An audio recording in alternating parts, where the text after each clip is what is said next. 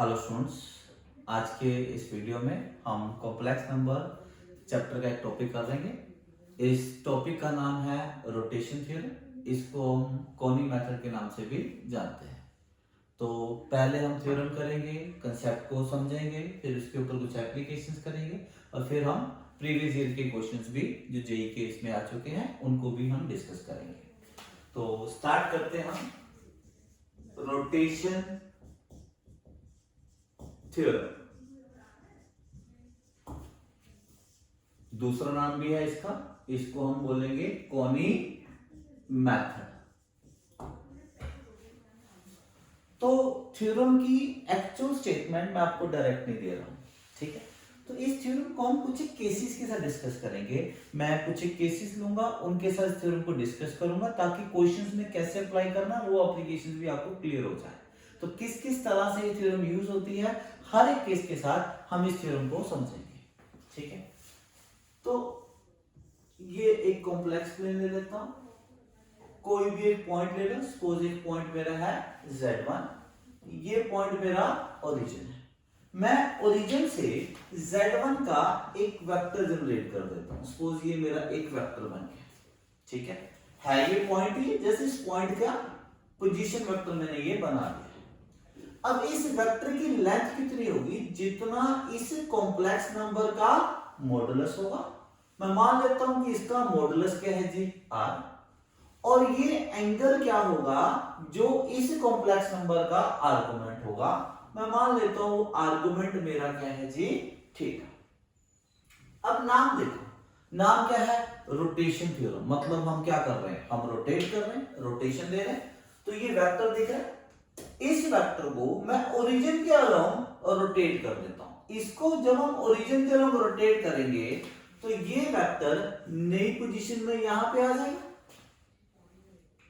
यहां पे जो मैं इसको रोटेशन दे रहा हूं, ये रोटेशन मैं इसको दे रहा हूं एंटी क्लॉकवाइज डायरेक्शन में of an angle of alpha.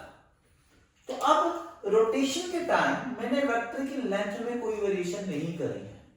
तो वेरिएशन नहीं करी तो ये नया पोजीशन में वेक्टर आ रहा है, इसकी लेंथ भी क्या है जी, r।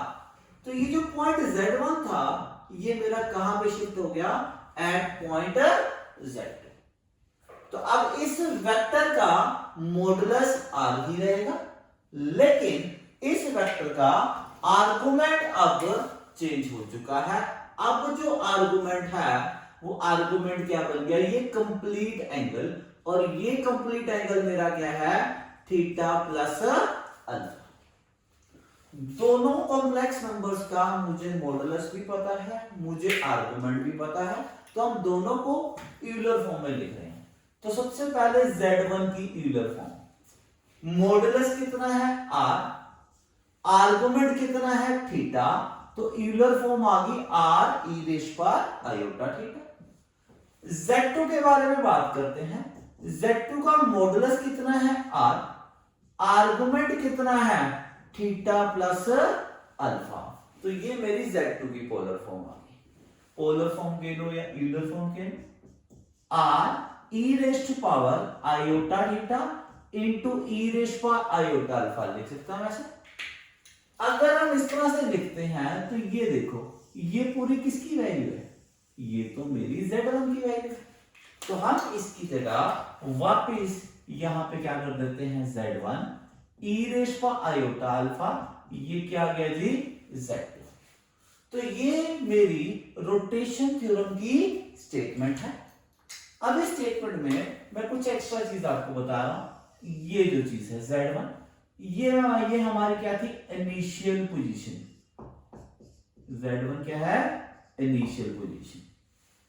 Z2 क्या था, फाइनल पोजीशन।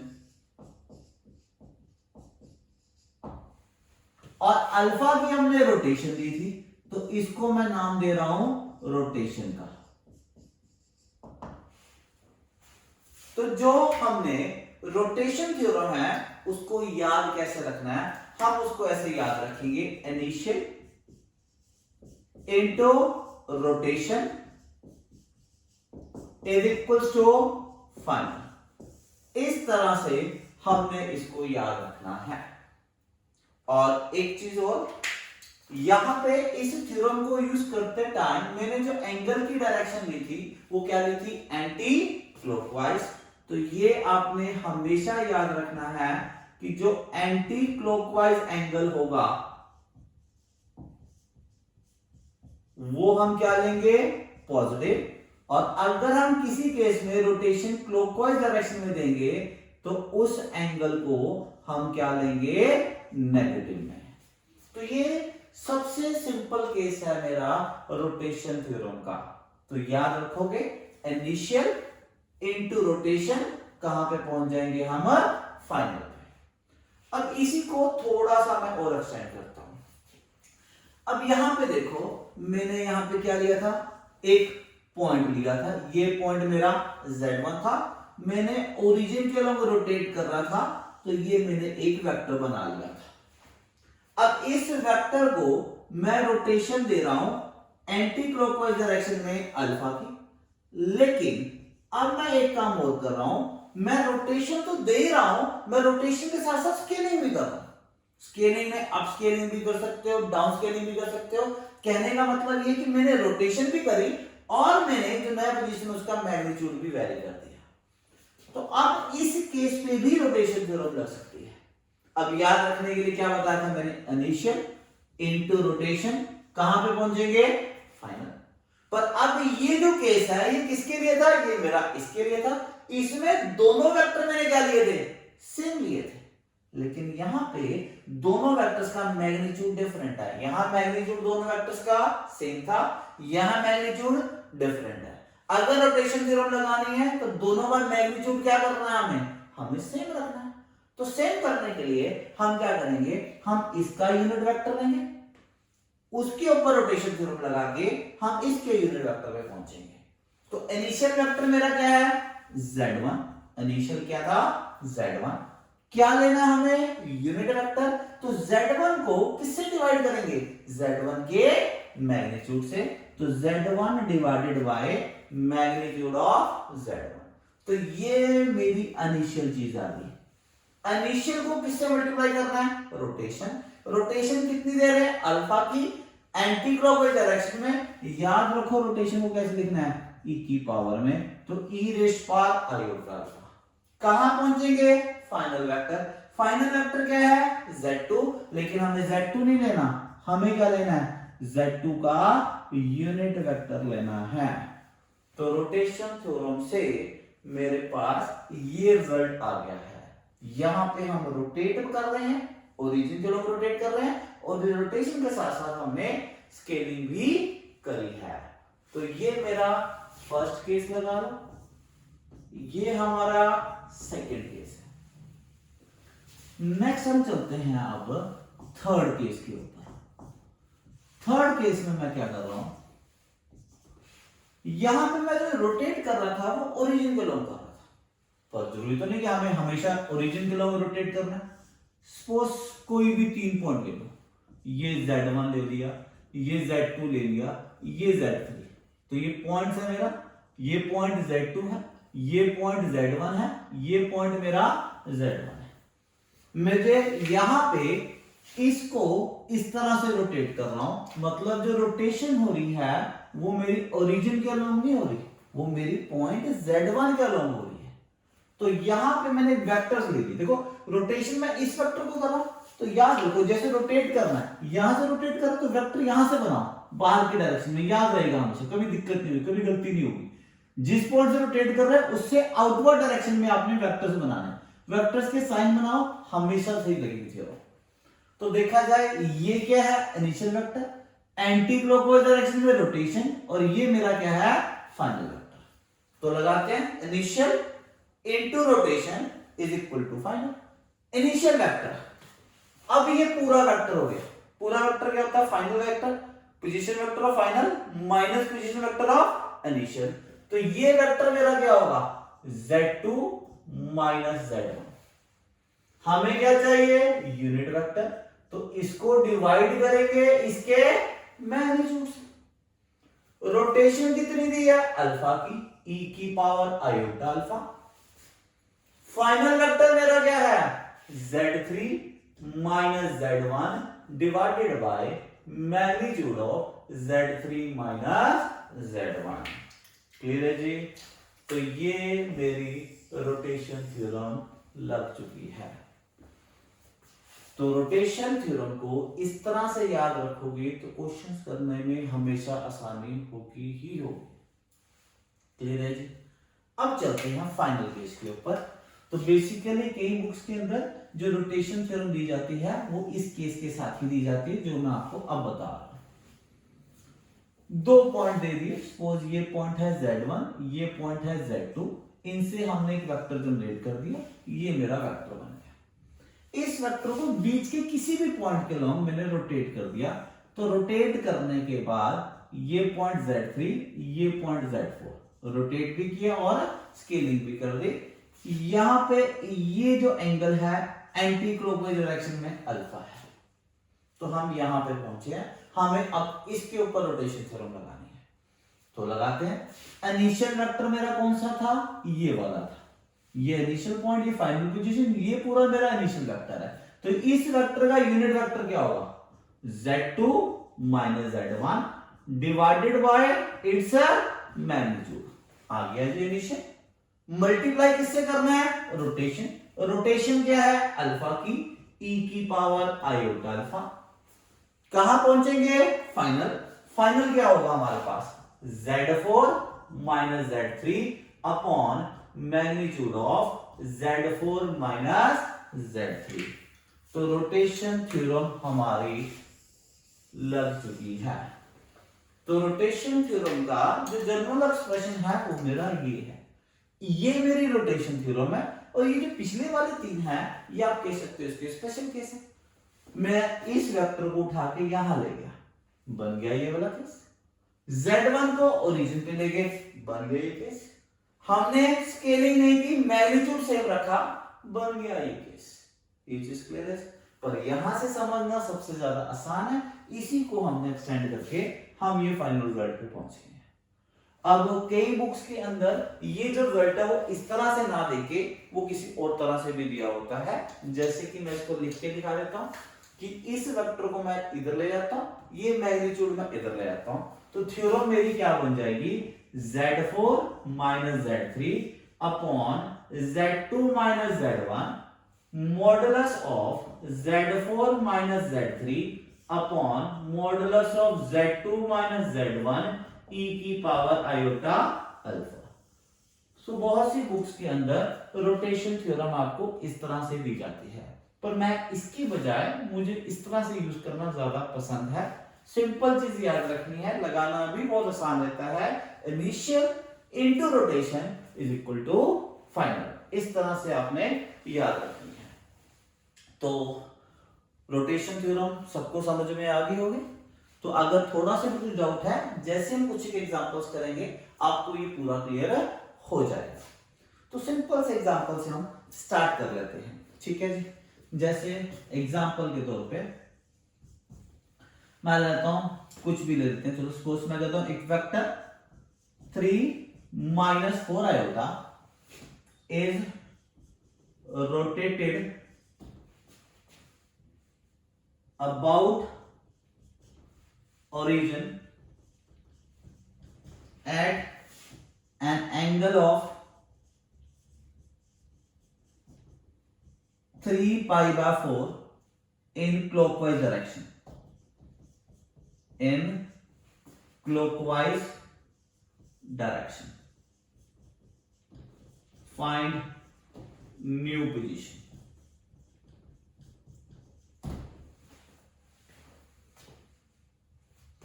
तो सिंपल केस है। हमने यहां पे देखो सिर्फ रोटेशन भी है, हमने स्केलिंग नहीं करी है। चलो ऐसा करते हैं, इसमें स्केलिंग भी कर देते हैं, ठीक है। सपोज मैं इसमें स्केलिंग भी कर देता हूं। वेक्टर को रोटेट कर दिया in clockwise direction and scaled by कुछ भी कर दो bye √2। Find new position.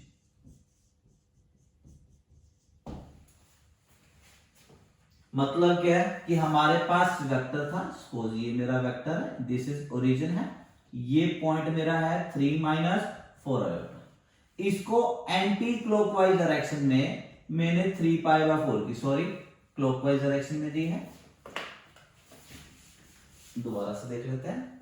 Suppose ये वेक्टर था, दिस इज 3 - 4 आयोटा, ये पॉइंट है, ये पॉइंट मेरा ओरिजिन है, ज्वाइन करके हमने वेक्टर बना लिया।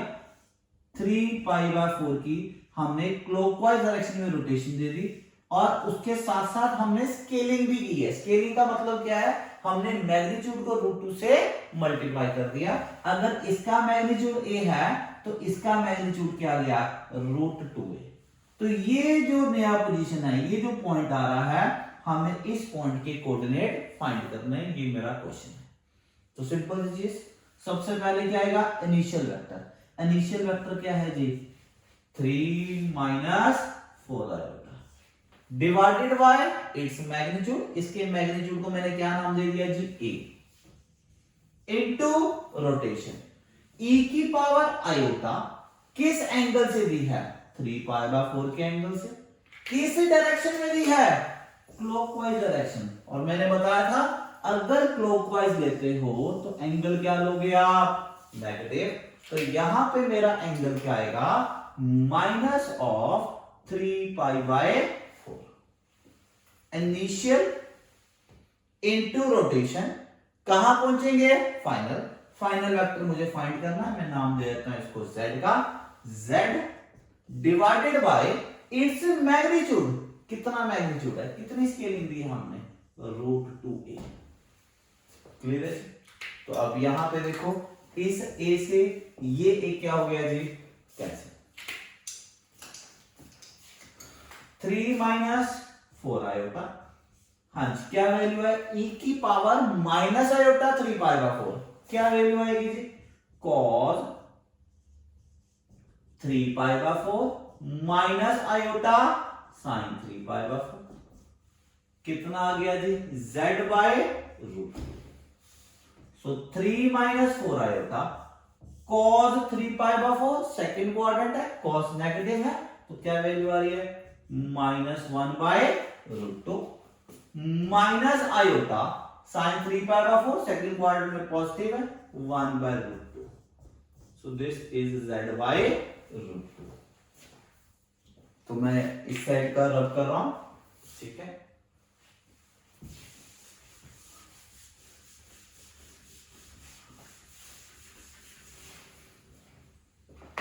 तो क्या बन जाएगा, मल्टीप्लाई कर देते हैं, नीचे तो √2 कॉमन आ जाएगा, मल्टीप्लाई करो तो कितना आ गया जी,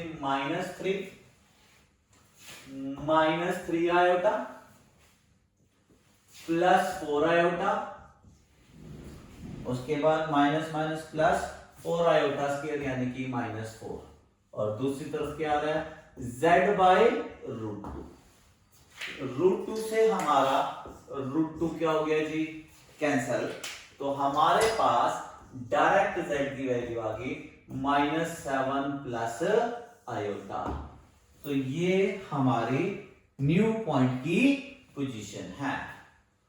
तो समझ में आ गया रोटेशन थ्योरम लगानी कैसे है, initial into rotation is equal to final. इस तरह से चलोगे, कभी गलती नहीं होगी, बड़े आराम से, बड़े इजीली आप इस थ्योरम को यूज कर सकते हो। और एग्जांपल देखते हैं,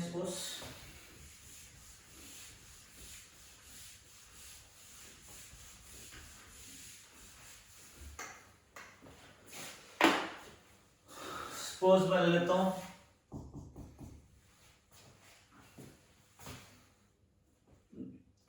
if 0 and 1 plus iota √3/2 are two vertices of equilateral triangle, then find third vertex. Equilateral triangle के दो वर्टिसेस के पॉइंट्स हमें दे दिए हैं, हमें थर्ड वर्टेक्स के पॉइंट फाइंड करने हैं। देखो एक पॉइंट 0, दूसरा पॉइंट ये हमने दे दिया 1 प्लस आयोटा रूट 3/2। एक काम करते हैं, इक्विलेटरल ट्रायंगल बना लेते हैं। ये हमने इक्विलेटरल ट्रायंगल बना लिया, तो ये पॉइंट आ गया। मैं सपोज नाम दे देता हूं सेट। अब अगर इक्विलेटरल ट्रायंगल है तो जितनी ये लेंथ है उतनी ये लेंथ है उतनी ये लेंथ है। सारे के सारे एंगल्स मेरे क्या होंगे जी, π/3, ये भी π/3 और ये भी π/3। ये चीज क्लियर है जी? तो ये चीज आ गई।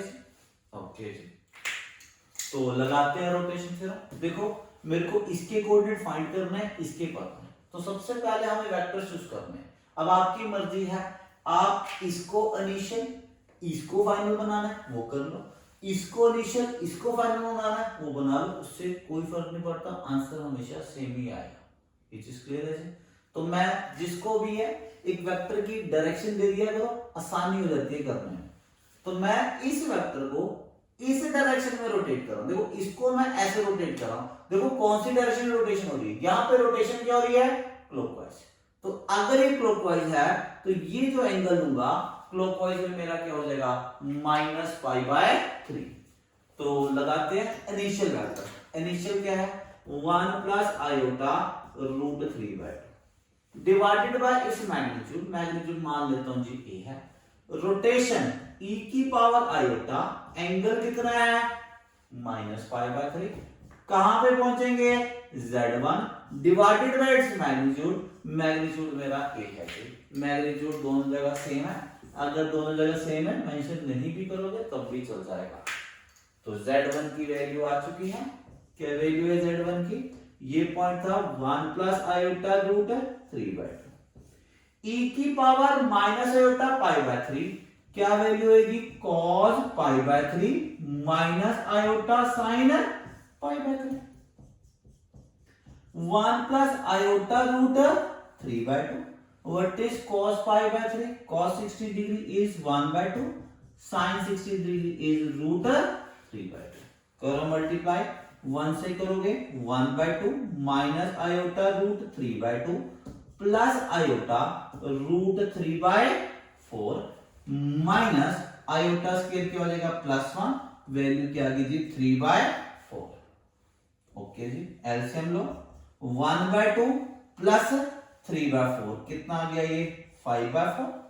यहां पे वैल्यू कितनी आ जाएगी जी, माइनस आयोटा रूट 3/4। तो ये मेरा z1 की वैल्यू आ चुकी है। यहां तक क्लियर है इसको? पर अब एक चीज देखो, इस क्वेश्चन में क्या उन्होंने मेंशन किया था कि जो ये ट्रायंगल है मेरा, हम इस को नीचे बना रहे हैं, ऐसा कुछ नहीं डाला। उन्होंने सिर्फ 2 वर्टेक्स दे दिए थे, तीसरा वर्टेक्स फाइंड करना था। तो देखा जाए यहां पे भी हमारे पास क्या है, 2 ऑप्शंस थी। ये एंगल भी π/3 है, ये भी मेरा π/3 है, ये भी मेरा π/3 है। तो एक ट्रायंगल मेरा इधर भी बन सकता था। तो अगर आप इस तरह से चलेंगे, सपोज ये पॉइंट गया जी z2, तो इस वेक्टर को मैं इधर को रोटेट करूंगा। जब इसको मैं इधर को रोटेट करूंगा तो ये जो डायरेक्शन है ये मेरी कौन सी डायरेक्शन आ जाएगी, एंटी क्लॉकवाइज। तो अगर मैं अब z2 की वैल्यू फाइंड करूंगा तो वो क्या आएगी, 1 प्लस रूट 3/2। रोटेशन कितनी थी जी, π/3 की। तो इस मेथड से आपके पास z2 की भी वैल्यू आ जाएगी। तो इस क्वेश्चन में हमारे कितने आंसर आएंगे, 2 आंसर आएंगे। क्लियर है जी? क्योंकि हमारी 2 पॉसिबिलिटीज हैं, 2 वर्टेक्स दिए हुए हैं। थोड़ा डायग्राम ठीक बनाया था, इस तरफ को थोड़ा ऐसे को आएगा एंगल। तो ये मेरा पॉइंट क्या आ जाएगा जी, z2 आ जाएगा। ये चीज क्लियर है बेटा जी? तो पता लग गया रोटेशन थ्योरम यूज किस तरह से करनी है। और देखते हैं जी,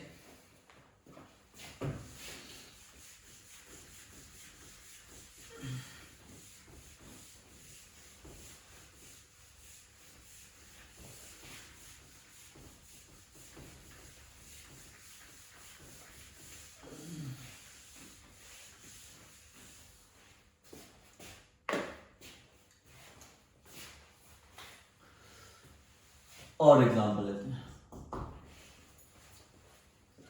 लेता हूं कि let A 2 + 3 iota and B 3 + 4 iota B vertices of square A, B, C, D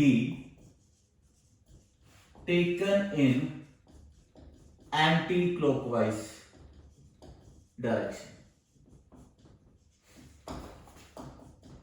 Find C and D. हमें एक स्क्वायर दिया हुआ है, स्क्वायर में वर्टिसिंग की ऑर्डरिंग दी है कि ए फिर बी फिर सी और फिर डी। ए के कोऑर्डिनेट 2 + 3 आयोटा, बी के 3 + 4 आयोटा, सी के मान लेता हूं मैं z1, डी का मान लेते हैं z2। स्क्वायर है तो ये चारों साइड्स मेरी क्या है जी, इक्वल है। सारे के सारे एंगल मेरे कितने हैं जी, 90 डिग्री के ये एंगल है। तो अब रोटेशन थ्योरम लगाना चाहते हैं, ठीक है। इसके लिए भी इसके लिए भी आपकी अपनी मर्जी, जो मर्जी वेक्टर चूज कर लो। एंगल देख लो, क्लॉकवाइज आ रहा है कि एंटी क्लॉकवाइज, क्लॉकवाइज है तो नेगेटिव, एंटी क्लॉकवाइज है तो पॉजिटिव। जैसे मुझे सपोज z1 फाइंड करना है, तो z1 को मैं फाइनल वेक्टर बना लेता हूं, ये इनिशियल, तो मैं इनिशियल को मैं फाइनल की तरफ लेके जाऊंगा, तो मैं इस डायरेक्शन में एंगल लेके जा रहा हूं। ये कौन सी डायरेक्शन है, ये मेरी क्लॉकवाइज डायरेक्शन है, तो ये एंगल मैं लूंगा क्लॉकवाइज में। ये मेरा इनिशियल वेक्टर, ये मेरा फाइनल वेक्टर। तो क्या लगाओगे आप, इनिशियल वेक्टर कितना है जी, 2 + 3 आयोटा, माइनस क्या आएगा ये 3 + 4 आयोटा। मैग्नीट्यूड सेम है तो लिखने की कोई जरूरत नहीं है कि दोनों तरफ से कैंसिल हो ही जाना है, लिख लोगे तो भी कोई चक्कर नहीं है। e की पावर आयोटा, एंगल कितना है क्लॉकवाइज में -π/2। फाइनल वेक्टर क्या होगा जी, z1 - 3 + 4 आयोटा। तो यहां से z1 की इजीली वैल्यू आ जाएगी, e की पावर -π/2, इसकी वैल्यू क्या हो जाएगी आपकी -ऑफ ये चीज क्लियर है जी। तो इसी तरह से आप z2 को भी फाइंड कर सकते हो और वो आपने खुद करना है। z2 के लिए आप अगर ये फाइनल वेक्टर रखते हो तो इसको इनिशियल कर लो, इनिशियल ये फाइनल, π/2 की डायरेक्शन में एंटी क्लॉकवाइज पे रोटेशन थ्योरम आप अप्लाई कर दोगे। क्लियर है चीज, हाँ जी। रोटेशन थ्योरम लगाने आगे जी, चलो एक प्रीवियस ईयर क्वेश्चन करते हैं इसके ऊपर। ये क्वेश्चन अभी 2023 में आया था, ठीक है जी। तो देखो, late W1 be point obtained by rotating Z1 is equals to 5 + 4 iota about origin through right angle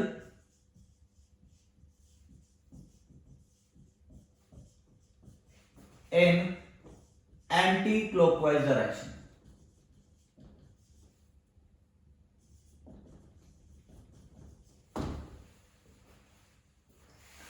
Let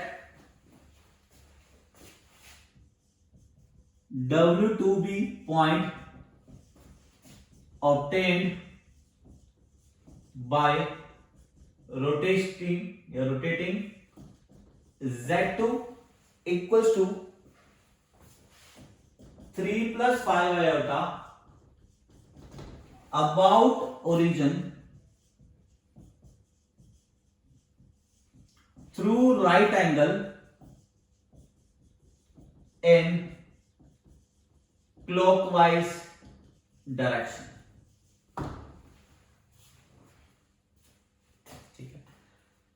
Then find principal argument of Z1 sorry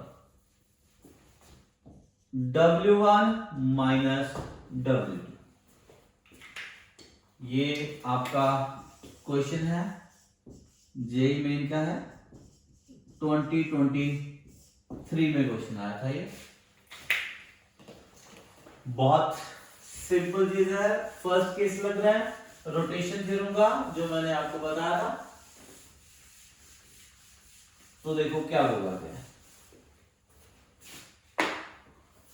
Z1 ये इनिशियल है, W1 मेरा फाइनल है, एंगल 90 डिग्री, डायरेक्शन मेरी क्या है, anti clockwise. तो final मेरा क्या होगा, इनिशियल कितना था, 5 प्लस 4 आयोटा इंटू ई की पावर आयोटा। रोटेशन कितनी थी, 90 डिग्री एंटी क्लॉकवाइज, यानी क्या होगा जी, positive.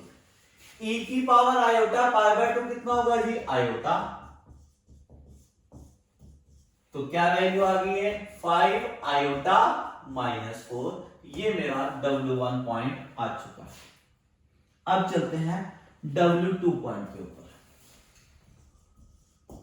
W2 initial vector 3 plus 5 iota. Rotation कितनी दी हमने, इसमें भी राइट एंगल की है, पर डायरेक्शन क्या दे दिया, अब क्लॉकवाइज। तो हम एंगल क्या लेंगे, माइनस पाई बाय 2। तो ई की power minus iota pi by 2 हमारा क्या होता है, माइनस ऑफ आयोटा।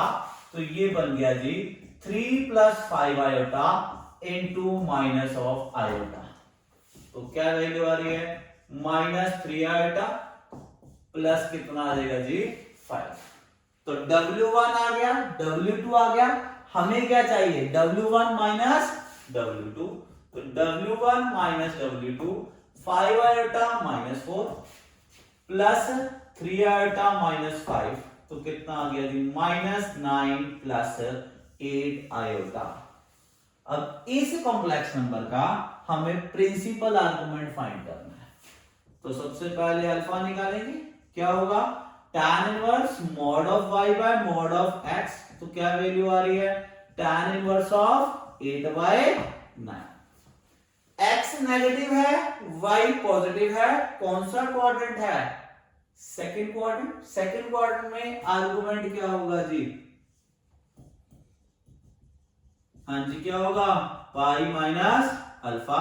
तो क्या वैल्यू आ रही है, pi minus tan inverse of 8 by 9। ये मेरा फाइनल आंसर है। क्लियर है जी। चलो अब एक और केस देखते हैं, बहुत कॉमन केस है। इक्विलेटरल ट्रायंगल की ऊपर देखते हैं।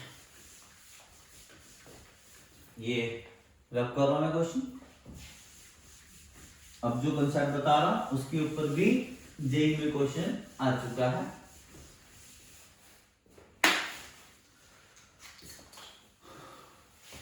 एक इक्विलेटरल ट्रायंगल ले लेते हैं। ये हमारे 3 पॉइंट है, ये वर्टेक्स ए, ये वर्टेक्स बी, ये सी। ए का पोजीशन वेक्टर Z1, बी का पोजीशन वेक्टर Z2, सी का पोजीशन वेक्टर हम Z3। तीनों की लेंथ इक्वल है, इक्विलेटरल ट्रायंगल है, और ये सारे के सारे एंगल्स मेरे क्या हैं जी, 60 डिग्री के हैं। ये भी पाई बाय 3 और ये भी पाई बाय 3। तो अब मैं इसके ऊपर रोटेशन थ्योरम लगा रहा हूं। रोटेशन थ्योरम लगाने के लिए कोई भी वेक्टर चूज कर लो, कोई भी वेक्टर चूज कर लो।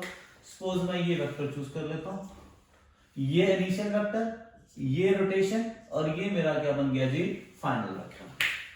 तो इनिशियल वेक्टर क्या है, Z1 माइनस Z3। रोटेशन क्या है, e की पावर आयोटा पाई बाय 3, ये एंटी क्लॉकवाइज थी। फाइनल वेक्टर क्या है, Z2 माइनस Z3। ये चीज क्लियर है जी।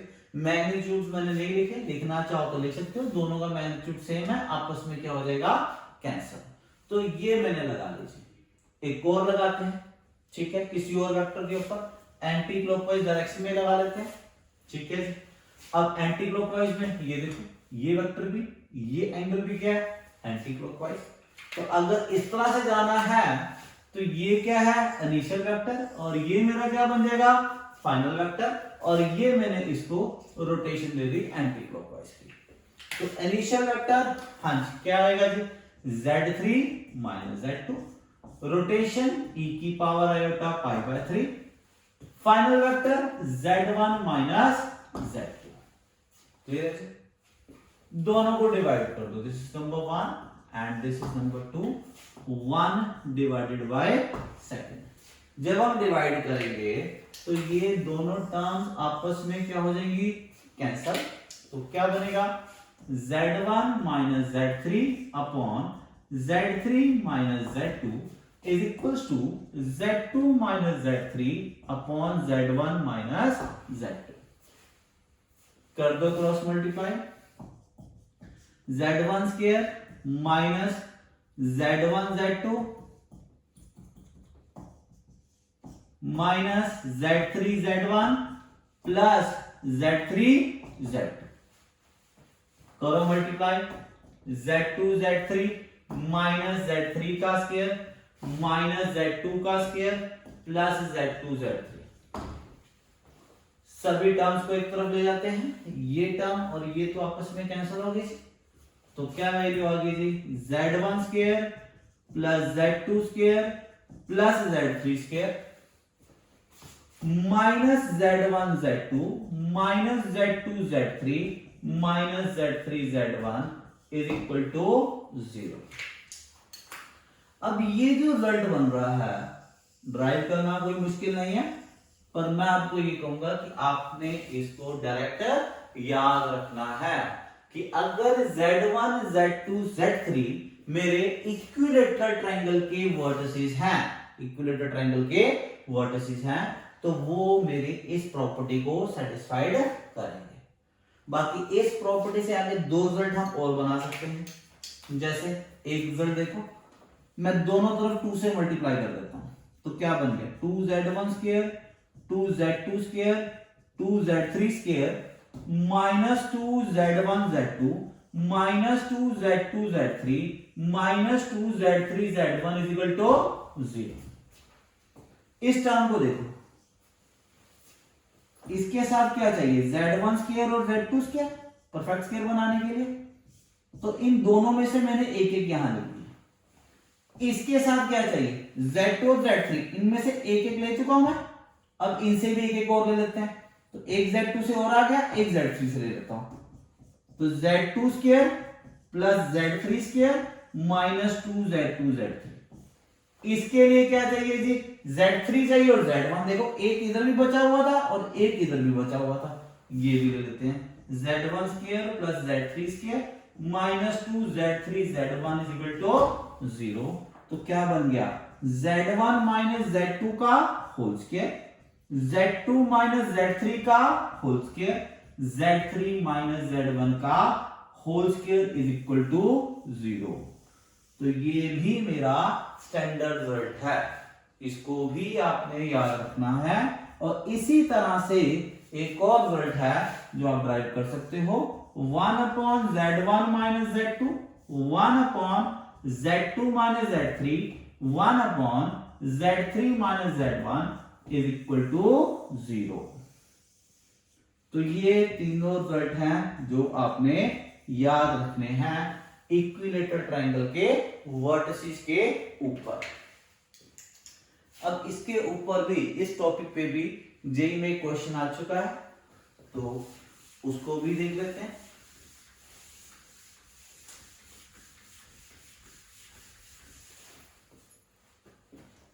क्वेश्चन है जी, क्वेश्चन ये था कि लेट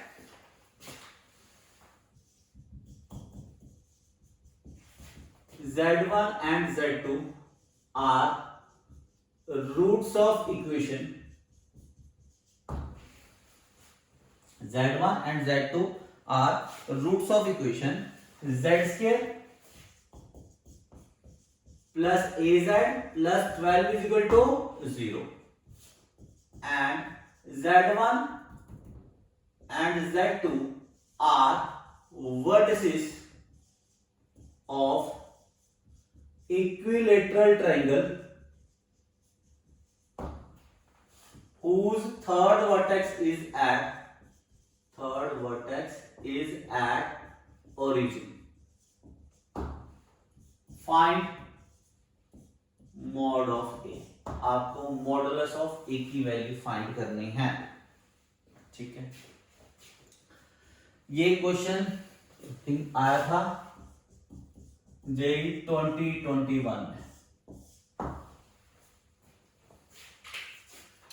इस चीज को देखो सबसे पहले,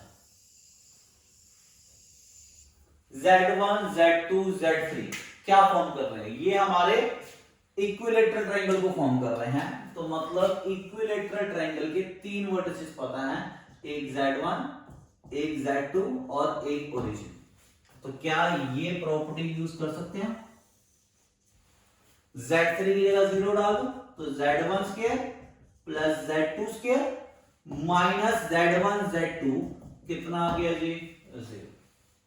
बाकी ये नहीं कि अगर ये प्रॉपर्टी याद नहीं तो हो नहीं सकता था, बड़े इजीली हो जाता। कुछ नहीं जी, तीनों वर्टिसेस पता है, जिस तरह से प्रॉपर्टी डिवाइड की यूज करी वैसे यहां पे यूज करो। रोटेशन थ्योरम लगाओ, आपके पास ये रिजल्ट अपने आप आ जाएगा।